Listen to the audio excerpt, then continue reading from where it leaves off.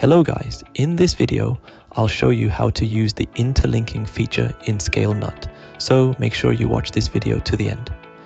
If you are new to my channel, kindly support us by hitting the subscribe button, liking it, and sharing this video. Also, turn on the notification button for more exciting content.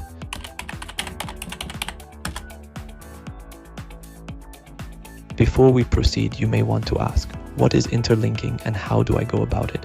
This video will guide you.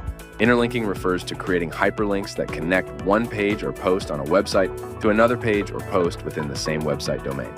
Let's find out how to use the interlinking feature. In the editor, you'll find the interlinking option. Click on it. If no domains are connected already, click on Add Domain. On the Manage Domain screen, select Continue with Google. Now connect your Google Search Console. Once done, enter your domain and select the target country. Then, click on Next. Select Pages to Optimize by clicking on the box beside them. Then, click Let's Go. If you want to add another domain, simply click on Add New Domain and follow the same steps. You can add up to 5 domains. Once you've added your domain, click on Interlinking again.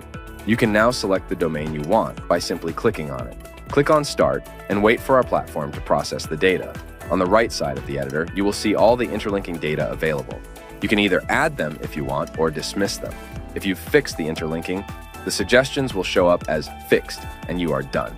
Please note that once you have connected the domain for the article, you cannot change it for that particular report. There you have it. In case you have not signed up with Scalenut, I have included the link in the description below. Kindly follow the link and start creating optimized content that would rank first on Google. Thank you for watching, and don't forget to subscribe to my channel. Do well to leave a comment below to let us know your opinion about the Scalenut interlinking feature.